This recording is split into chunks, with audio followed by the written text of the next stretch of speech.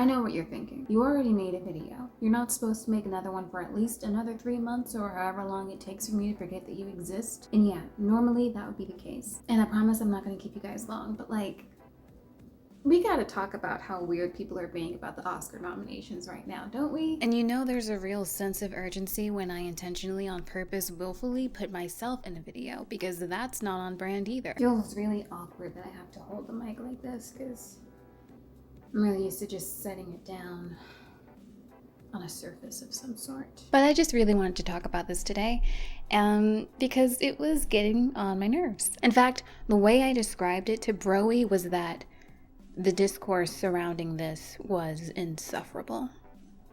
Grow up. So on Tuesday morning or something like that, the Academy Awards announced the nominees for this year's Oscars, and everything went well, and people went on about their lives, and no one was upset, and everything was fine. We saw some really significant nominations, including Lily Gladstone being nominated as Best Leading Actress in Killers of the Flower Moon, which is the first time someone of Native descent has been nominated for such a major Academy Award, or any Academy Award. And this year of our Lord Dolly 2024.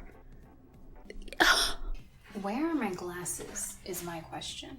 Oh shit. The 1973 Academy Awards saw an historic event take place when Marlon Brando was awarded the Oscar for Best Actor in the film The Godfather. Instead of Brando taking the stage, though, Sacheen Littlefeather, an activist, refused to accept the award on his behalf and instead tried to bring attention to Hollywood's treatment of Native American actors and the ongoing Wounded Knee occupation. My name is Sacheen Littlefeather. I'm Apache, and I'm president of the National Native American Affirmative Image Committee. I'm representing Marlon Brando this evening, and he has asked me to tell you in a very long speech, which I cannot share with you presently because of time, but I will be glad to share with the press afterwards, that he very regretfully cannot accept this very generous award. Her condensed speech was met with both boos and applause. Clint Eastwood, later in the night, kind of made fun of her. I don't know if I should present this award on behalf of all the cowboys6 in all the John Ford westerns over the years. And allegedly, John Wayne was backstage being held back by 6 security guards because he wanted to attack her while she was on stage. The same John Wayne who famously said, "You ruined everything, you stupid bitch." This was the first and last time we would see some form of Native American representation on the Oscars stage. And this was something that was held onto for decades until 2022, the year the woman who went by Sacheen Littlefeather passed away, and her sisters revealed that she was not of Native American descent, and that her real name was Marie Cruz. I'd rather not get into the specifics, and I don't want to frame anything in any particular way because I am so far from the person that should be talking about that, and frankly, I don't know enough about it, and I'd like to think I've learned to shut the fuck up when I don't know a lot about a thing. But I did want to mention it, and it does need to be declared, because her appearance at the 1973 Oscars is, for better or worse, pretty significant to how Hollywood has viewed and continued to treat Native American actors throughout all these years. This is just one aspect, one little facet of the significance of Lily Gladstone's nomination for Best Actress, no less. She even responded to the fact that she was the first Native woman to be nominated for such an award by saying that she would be far from the last. What a baller move. Through and through, she's thinking about how she and what she does can represent and impact change for little Native kids who have gone lifetimes without ever seeing themselves represented on such stages and in such careers. It's momentous, and I give my deepest and most sincerest congratulations to Lily Gladstone, who deserves this recognition. Her performance was definitely one for the books, the kind that stays with you long after the credits have rolled, and I couldn't be prouder of her, even though I do not know her. These nominations also saw the first nomination for a Latina actress, I believe, since 2018. Correct me if I'm wrong. Don't know why I said that. I know you will. And regardless of how I feel about this nomination, about this performance in this particular film, I still think it's neat that America Ferrera got this nomination, and that should be acknowledged. We also see the first nominations for actors who have been on the grind for years. And then we have Justine Triet, who is nominated for Best Director, Best Picture, despite essentially being shut out by France. Seriously, France didn't submit Anatomy of a Fall for anything. And people like myself think that has something to do with the fact that Triet kind of very directly called out the French government, and they just weren't having it. Instead, France submitted The Taste of Things, and the Academy was like, no. And that's pretty cool. She deserves the nomination. All of these seem like really solid choices. Most of these seem like really solid choices. And the categories, mostly, are stacked, which is great. Despite this, most of the, I'm gonna say the D word. May I say the D word? Discourse has not been about Lily Gladstone making history or Justine Triet defying the odds. Most of it has been about Barbie. Yeah, people are really upset that Barbie didn't receive any nominations for... Oh, hold on. I'm mistaken? Okay, it looks like Barbie did get a nomination. So I guess that people are upset that it only got one nom, but it...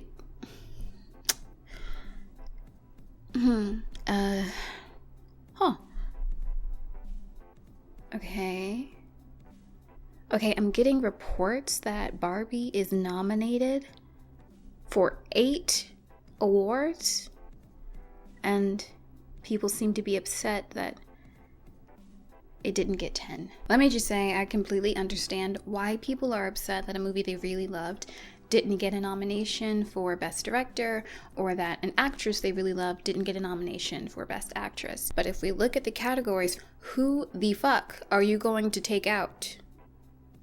Seriously. I mean, it most definitely goes without saying that there are a lot of movies that are arguably deserving of these major awards or major nominations, or just generally more recognition than what they're getting. And that's been a thing throughout the history of the sportsmanship or the sportsification of movies. It's just a thing, okay? It just happens. Every year there's someone upset that something didn't get nominated, someone didn't get nominated, something else got nominated over another thing. You know how there's always like an award season villain, and like this year it's Maestro, bless its heart. So this isn't a new thing. I'm not going to treat it like it's a new thing, but I have noticed just something really interesting about the response to this, and I feel like it's been a little bit over the top for a movie that still, at the end of the day, got 8 nominations. Mary McNamara of the Los Angeles Times had the best take, and I say that with all the sarcasm that I can muster. If only Barbie had done a little time as a sex worker, which is a dig at Poor Things and Emma Stone, or barely survived becoming the next victim in a mass murder plot. This right here is some bullshit to, oh my god, genocide, Mary. You're talking about genocide. And obviously this is a dig at Lily Gladstone and Killers of the Flower Moon. Or stood accused of shoving Ken out of the dream house's top window. And here we have a dig for Hewler, nominated for Anatomy of the Fall. The title of her article is literally something like the lack of Greta Gerwig nominations proves Barbie's point. But Barbie's point was that women have to do everything men do 10 times as hard to get a foot in the door. And here you are erasing the significance of women who did get those nominations because Barbie didn't get it. This isn't even about feminism or patriarchy. It's just like, oh, the women I like didn't win, so that's sexism. People are really upset that Margot didn't get a nomination for Best Leading Actress. I don't agree with people who are belittling it by like suggesting that it wasn't good. It was good, and she was dealing with a lot, and I think she handled it well. But there's this certain framing of it that's like, Margot didn't get nominated for an award for Barbie at all.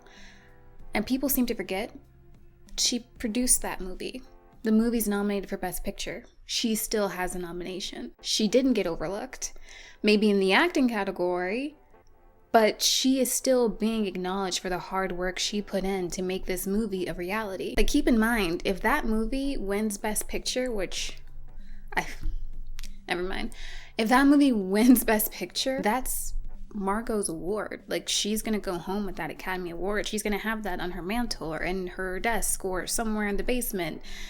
I don't know why I said Whitney Houston used to keep her Grammys in the basement. I just know that for reasons. By that same token, people are really upset that Greta Gerwig didn't get nominated for Best Director. But again, she was not ignored for the hard work she put into this movie. The movie is still nominated for Best Adapted Screenplay.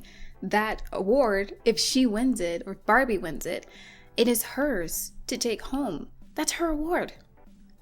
What are we talking about? I just think it's interesting that the conversation has morphed into these two people were ignored completely for their contributions to this film. But that is, in essence, not true. They're still getting acknowledgement. Just because it's not in the acting and directing category doesn't mean it's not acknowledgement for them. I mean, worse yet is that, like, there's actual snubs. I mean, there's snubs every year, but there's actual snubs where a person did not get nominated or recognized for the work they put into a film. Like with Past Lives getting a nomination for Best Picture, getting a nomination for Best Original Screenplay, but Greta Lee not seeing a nomination for Best Actress. But that's not part of the conversation. In fact, I've looked at a bunch of lists of like snubs for this year's Oscars just to see how people are talking about it, and Greta Lee gets left out a lot.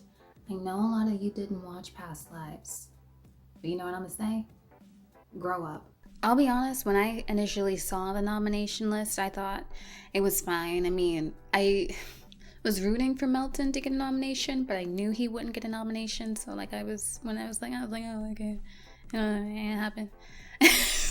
But I was really fine with it, because the way I looked at the list initially, I did see a nomination for Greta Gerwig with screenwriting, and I did see a nomination for Margot Robbie when it came to producing. I was happy. I thought everyone got a nomination.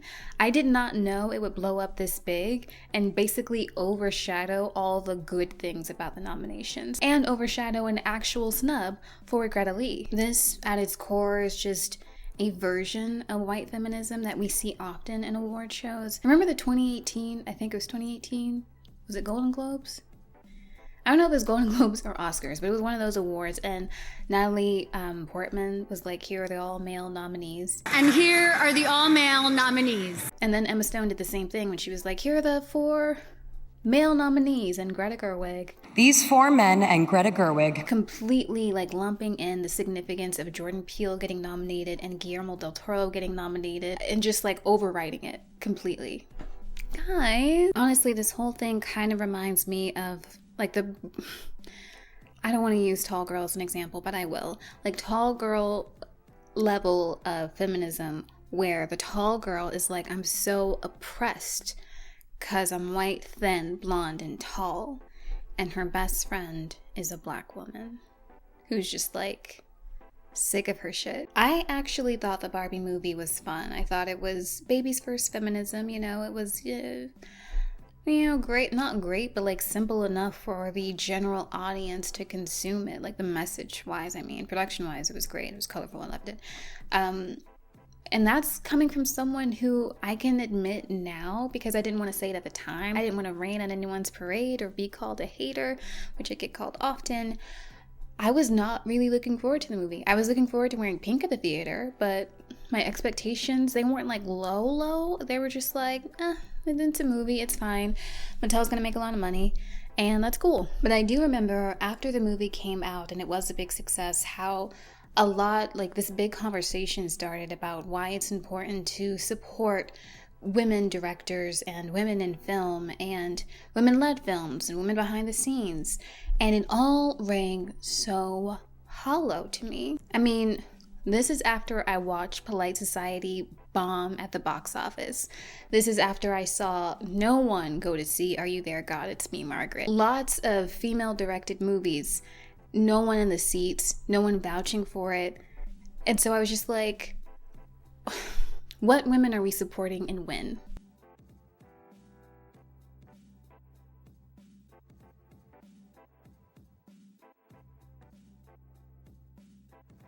You know you're in trouble when you get Hillary Clinton involved. I'm sorry. I'm sorry. I apologize. And then you have the people arguing that because the movie was such a huge box office success, that pretty much guaranteed its win. And you never say thank you. That's what the money is for! And that's also confusing because wait, now are we saying the Lion King remake was deserving of a bunch of Oscar nominations? Quickly. I don't think box office success has ever or will ever be a determinant of a film's quality, like how well it's directed, how well it's acted. You know, a box office success is a box office success, and that's a thing to celebrate because it's so easy to flop, even when you have a great movie. But how much money you make? Angry Bush. But how much money you make shouldn't like shoo you in to win a bunch of awards. That's just not what it should be about. And I already don't think there's any like sincerity or purity to award season or Academy Awards specifically. They always fuck it up. But I mean, it's still never been about the movie that made the most money. It's about the movie who can donate the most money to its Oscar campaign. And this is getting really long. I should probably wrap it up. And then there's also the camp of people who say the Academy doesn't like to nominate comedies. And I think sometimes that's true to an extent. I feel like the movie genre that the Academy hates the most is probably horror because paid in dust every year. Every year. What was it? The Exorcist was the first and last? Until Get Out? Babe. But the problem with that argument is that Poor Things is nominated for Best Picture. Emma Stone is nominated for Best Actress in Poor Things. Poor Things is a comedy. Actually, it just reminded me, remember how pissed people were when Marissa Tomei won for Best Actress in My Cousin Vinny, or Best Supporting Actress in My Cousin Vinny, and everyone was like, it's a comedy! And then decades later, it's still like the best performance of that year. I don't care what anyone says. My biological clock is ticking like this. And I know that a big part of it essentially is that people just don't watch that many movies. So like Barbie, Oppenheimer, those were events, and people really fell in love with Barbie. Even before the movie came out, they fell in love with the marketing, with just the idea of there being a Barbie movie with Margot Robbie attached. They didn't have to know anything about the plot. People were already excited for it. I know people personally who never go to the movies, who went to the movies to see Barbie, and so I know most of the outrage is because most of the people who are upset haven't seen the other movies. And probably don't think they're good enough. Don't get me started on the people who claim that Barbie not getting those 2 nominations. Remember, it still got 8. 8's a pretty big number. Like if I ate 8 donuts, that would be a lot of donuts. Do you know what I mean? But anyway, I'm sorry, I get distracted so easily. As I was saying, I think the worst part of people's response to this lack of 2 nominations is people claiming that it's the patriarchy working again, you know, because then that completely dismisses the fact that Celine Song did get a nomination for Best Original Screenplay. Not only that, Celine Song is actually the first Korean woman to be nominated for Best Original Screenplay, and the first Korean Canadian in general.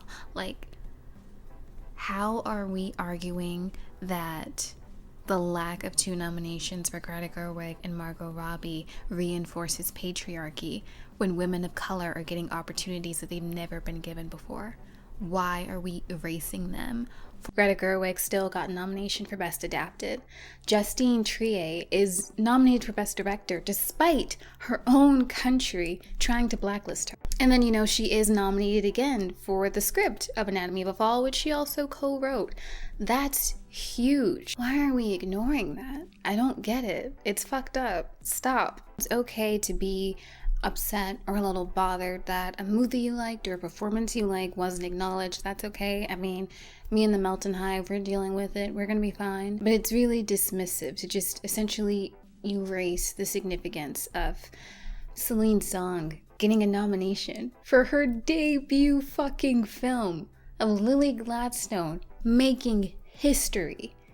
and Justine Triet getting a nomination for Best Director. And if you've seen Anatomy of a Fall, you know why she has that nomination, and she does deserve it. All in all, the response to this has been weird, kind of insufferable, kind of embarrassing, and yeah, I hate that most of the response has been about the lack of 2 nominations, even though Greta Gerwig and Margot Robbie still got nominated. No one's really acknowledged Greta Lee's snub, and not enough people are talking about how significant and amazing it is that Lily Gladstone got this nomination. And I think we should be focusing on that, because Barbie's going to be fine. Margot Robbie's going to be fine. Greta Gerwig is going to be fine.